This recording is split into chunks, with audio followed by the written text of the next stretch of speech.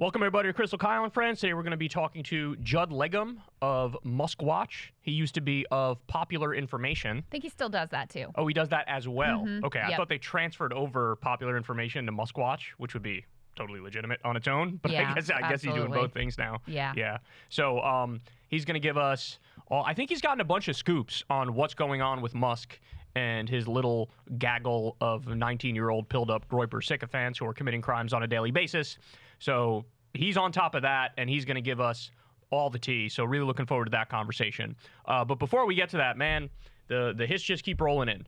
So we got news the other day that USAID, so the USAID freeze, which of course was this big issue. Now, I had initially read that Elon Musk and Trump agreed with the courts, or at least they conceded to the courts that, okay, we have to unfreeze some of this stuff. That was what I initially read. But now since then, I've read a number of things that they're just not complying vis-a-vis a lot of the court orders. There's 23 lawsuits against these guys right now. Not all of them are around the Doge stuff, but a lot of them are. And so, you have J.D. Vance and Elon Musk sort of saying, well, who the hell are these judges? Screw them. Like, we don't need to listen to them, which is, of course, insane, right? But we just got word, like, this is the real world impact of what happens with when you do something like willy-nilly with no debate, no discussion, and no planning, freeze all the USAID funding. The USAID freeze has claimed its first victim as oxygen supplies are cut off. So a 71-year-old woman died after being sent home from a USAID-funded hospitals. And the question now is, like, how many people have already died as a result of these freezes? So with this case in particular, it's a 71-year-old woman. Her oxygen supply was cut off when they froze the funding. She's a refugee from Myanmar living in a displacement camp in Thailand. And she was sent home, and a few days later, boom, dropped dead. So, I mean, it's a real legitimate question now. Like, with freezing all of this funding across the board, no caring about what the individual stuff is actually going for, how many people have died? I know that they froze the HIV medication, and as a direct result of that, we have, like, hundreds of kids that already have HIV now because the medicine was cut. Like, this is what happens, bro. This is what happens. And frankly, I don't think they care. They don't. I don't think they care. Why? Well, I mean, not that they would care if it was an American who was dying because they cut the funding, because that's going to happen soon too. But in this instance, you're dealing with a refugee from Myanmar. You think Trump gives two shits about that? You think Elon Musk gives two shits about that? But these are the real world implications. Yeah, that's exactly right. And there have been already catastrophic consequences, not only with that, but I mean, the killing PEPFAR is a utter disaster. That's the HIV thing, right? That's the HIV thing. And in particular, I was reading how, they really work with kids, babies who are infected with HIV already when they're born. And if you can, it's tricky getting them the proper dosage because they're babies, et cetera. But, it can be really managed. And if it isn't managed, they can die, and they can die really quickly. Like, that's what we're talking about here. And for what? I mean, the amount of money that we spend over the whole budget of USAID is like 0.7%. Right, less than 1%. Of the federal budget. And listen, they do all kinds of, like, propping up this and that and meddling and democratic, Cold War type bullshit. There's no doubt about that. But I think people who think that that's what they're going after by gutting USAID, like, you're being played. You're a fool. You're naive, because what they say is they want to take the remaining functions and put them under the Marco Rubio State Department. And you think they're going to cut out the, like, regime change bullshit? Like, give me a break. No, what are we talking all they're about going to do is the regime change bullshit. So anything that was actually genuinely good, like PEPFAR, that they were doing, that's going to be killed. But let's make a Cuban Twitter and let's mess around in this or that Latin American country, like, that's going to be, if anything, ramped up. So it's just, I mean, it really does expose a sort of sick ideology. And even if you don't give a shit about anyone who doesn't live in the United States of America, which I think is a disgusting view to have, but even if that's you, they also completely stranded Americans who work for USAID in a lot of dangerous parts of the world, in conflict zones, and, like, totally pulled their funding, left them to fend for themselves, stripped the, security resources that they had. And I was reading in one of the lawsuits an account of a woman who was trying to, her and her family, flee one of these conflict zones that they had been left in, abandoned in by the United States government. Like, what are we doing here? And it's all just such bullshit too. And we'll talk to Judd more about this as well. Like the idea that this is about cutting waste and fraud and abuse. It's just a lie. It's a lie. Such a lie. It's a lie. Utterly preposterous. Anybody in the media who writes that down, who says, oh, Elon and Doge and Trump are going after waste, fraud, and abuse, you are being played for a fool. Yeah. Because the reality is they call everything that they don't ideologically agree with waste, fraud, and abuse. How is it getting rid of waste, fraud, and abuse to dismantle the entire Department of Education? Right. How is it getting rid of waste, fraud, and abuse to dismantle the anti-scam police, the CFPB, which has returned so much money to Americans, $20 billion to Americans who are defrauded by big financial institutions? In fact, it's quite the opposite. You are on the side of the fraud if you're killing the anti-scam police. Exactly right. So you're actually ramping up the fraud. So, and Crystal, this ideology comes for everybody, right? Everybody that's not a robber baron, that the 71-year-old woman died because they cut off her oxygen. Republicans just released their budget.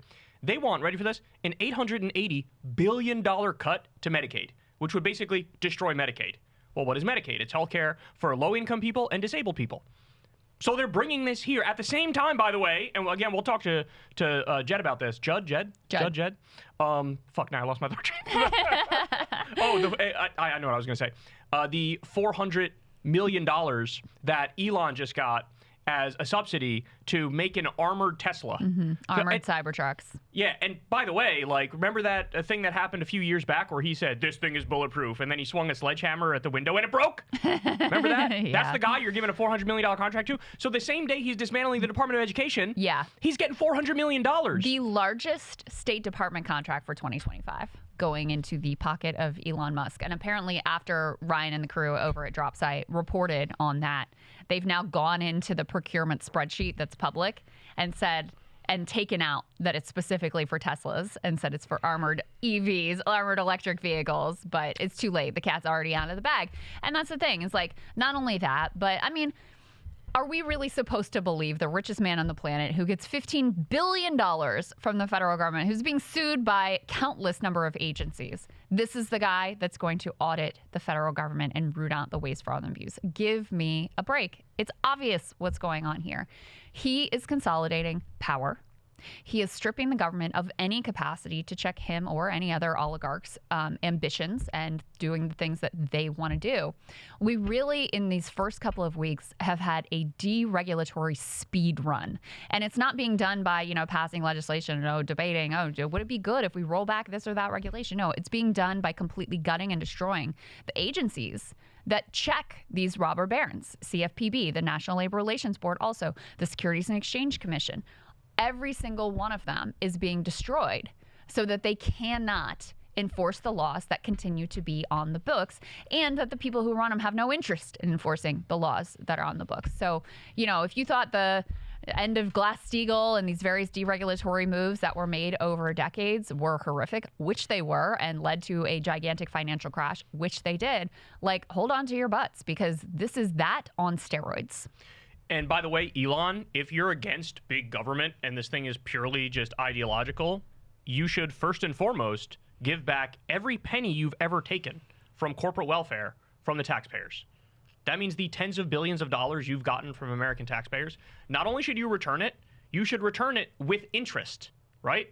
Hey man, I'm in favor of small government, ideologically speaking. That's my view. Okay, give up all your subsidies first and foremost, right? And that's the last thing he would do. In fact, he's increasing the amount of subsidies he gets, because this is how the game works. If you're a robber baron, what they want to do is loot the treasury, take all the tax money for themselves, let them and their buddies get rich off of it, but slash everything that helps regular people. Everything. CFPB, the Department of Education, all these things that we're talking about here, Medicaid. Guys, the game is obvious. The game is clear.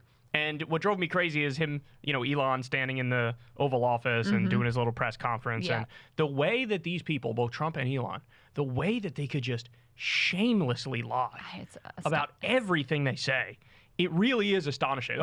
If there was a conflict of interest, then people would know. This is what Elon said. Dude, there's 11 government agencies that are currently investigating you for violations, and you're dismantling them right in front of everybody. Right. What do you think, we're stupid? Yeah. What do you If there think? None of was us a have ever conflict read anything on any of this. If there was a conflict of interest, we would know. Yeah, we do know. Right, exactly. We do know. We so see get the it. fuck out of the way. We know Get at out of least there. some of them. Yeah, I mean, it's wild what's happening, and I think it's important to keep your eye on the big picture here, which is it is an illegal power grab. Like, this man needs to be out of government and in prison. That's the bottom line, because even the damage that's already been done to these agencies, even that damage would take years of really concerted and intentional effort to rebuild, because once you destroy government capacity, it's very hard to bring it back. You know, these civil servants who work in government are mostly taking much lower salaries than they would command in the private sector. And they do it for a variety of reasons. Many of them do it because they like the idea of serving the American taxpayer and think that that is a noble and fulfilling cause versus just selling out in the private sector. Once those people are gone, the best and the brightest, they're not coming back. So even this, pause and even the destruction that's already been done, we're going to feel the effects of for years and years to come. People are going to realize now how important government actually is, because once you get rid of those really apolitical technician types, the bureaucrats, the I dot the I's, I cross the T's, I make sure the treasury payments go out on time. Yeah, I make sure the planes don't run into each other in the sky, for example. Once you get rid of all those competent people and you replace them with MAGA sycophants and loyalists, all of a sudden, those basic government functions that we all take for granted. Well, and this country is a hell of a lot less safe, hell of a lot less secure. Everybody's a hell of a lot less happy. The things don't work as well, and we're going to find that out the hard way, because this is an illegal coup where they're doing exactly that. Well, and some people won't even be replaced. There'll be an AI replacement for them, and that's the other thing that they're planning on doing, is using the federal government as a guinea pig to see how many human beings they can replace with AI bots. So here we go. It's unbelievable. Yep. All right, so now let's also talk about this here. CBS News is reporting that the U.S. is sending nonviolent, low-risk migrants to Guantanamo Bay. Yeah. Despite Trump saying, "Oh, we're gonna send the worst of the worst there, the worst of the worst." That apparently is not true. This is not really surprising to me, Crystal, because I remember in the first week of ICE raids, we read stories about a Puerto Rican family being detained, including a toddler. A U.S. veteran in Newark, New Jersey, was detained wrongly. You have all these people who are innocent, who've never committed a crime, who are being detained. There's even some reports of some Trump-supporting Latinos who've been detained. I know Venezuelan migrants are very pissed at Trump. Cuban migrants are apparently he took away the protected status for a lot of Cubans. Yeah, right. Right. This is a demographic that overwhelmingly voted for Republicans. So, I mean, look, it's another example of I told you so. I'll go as far as to say, even if it was the worst of the worst, even if it was the criminal undocumented immigrants, people who actually committed a violent crime on top of that, this is still illegal and unconstitutional. This is an extrajudicial prison. There's no due process. There's no habeas corpus. There's no recourse. They can lock you up there and throw away the key and never think about you again. That's not the way a civilized country functions. Yeah. That you're supposed to have, there's a reason there is due process. Hey, did we get it right? Let's look at all the evidence. That's the whole point of it. If you say we're just going to lock you up and throw away the key, what you're saying is, I don't give a fuck if I got it right or not. Right? But now we know it's not even just the violent undocumented immigrants. It's, people who are not violent at all. And here we go. I mean, look, some people might get triggered if you call this a concentration camp. Fuck off. It's a concentration camp. It's a place where you are concentrating people and indefinitely leaving them there. What do you want to call it? You want to call it fucking Disneyland? What do you want to call it? Seriously, what word do you want to use? Well, we're also learning, the New York Times reported today, that they're being held by military guards. So it's not even, it's not ICE, it's not domestic law enforcement agents. It's soldiers. It's the military. I mean, that's exactly who you would expect, basically, to be at Guantanamo, and that's who's there. And you're 100% right that while the public wouldn't have much sympathy for if it was, violent cartel criminals who were being deported and sent there, I don't think it would be particularly sympathetic to the public. It would still be illegal. It would still be unconstitutional, because even every individual is guaranteed due process, including those who are here as illegal immigrants. So the fact that we now learn, of course, that it's not just the, quote, worst of the worst. And this also comes back to, they portray every immigrant as a criminal. Of course, yeah. And that's what they would say is like, well, by crossing the border, by even being here illegally, they're a, quote, unquote, criminal. And that's how they justify it. And they also, of course, use that definition to try to portray to everyone, to try to, make them feel like, oh, well, all of these immigrants are actually violent violent criminals or the disproportionate number of them, et cetera, et cetera. Of course, we know that's not true. Of course, we know that undocumented immigrants are more law-abiding than American citizens. And so that's part of what they're running into here is there just aren't, as a percentage of the undocumented population, there just isn't that large a percentage of violent criminals that they can ship off anywhere. One thing I wanted to note, because I think it's important to understand, Guantanamo Bay has been used in the past as a migrant holding center. And it's always been a horrible thing that, Democratic and Republican presidents have engaged in the past. But this is different in this particular way. It has never in American history been the case that we have deported migrants from inside our country to Guantanamo Bay. Previously, when it was used, it was interdicting, let's say, Haitians or Cubans who were trying to flee to the U.S. They're, caught before they make it there. They're held at Guantanamo. Again, from a moral perspective, still not good. So they're taken on international waters. That's where they're international waters. And also it's temporary. But it is a very different legal question. Because there have been court rulings that indicate, in that circumstance, the due process rules are different because they're not on American soil. So here we do have a truly unprecedented use of Guantanamo Bay. They're talking about ramping it up to 30,000 people who would be held there. And, I saw someone on Twitter say, 10 cities are coming. Just ask yourself the question, why here and why not, let's say, 10 cities in Florida or Texas or wherever? It's exactly because they think they can get away with anything there. They want it all to be hidden. They want it to be behind a wall of secrecy. And so, that's why I think your characterization here is apt.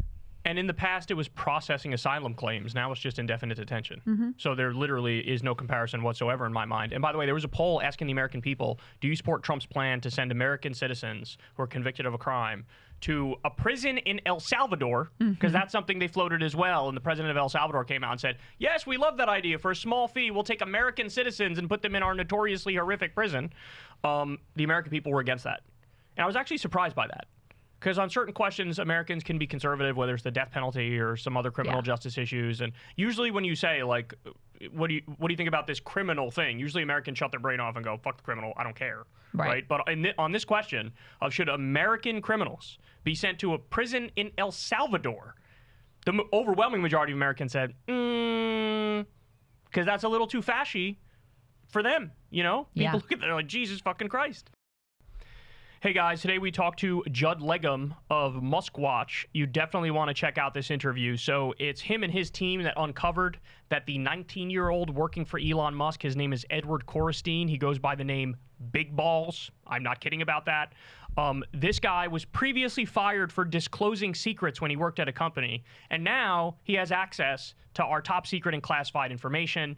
And it was Muskwatch that uncovered that this guy ran a website where you could share illegal material, including pedophilia and many other things. I won't get into it now, but check out the full interview. Crystal and I talking to Judd Legum of Muskwatch. You can sign up below on Substack. You don't want to miss this. We'll see you there.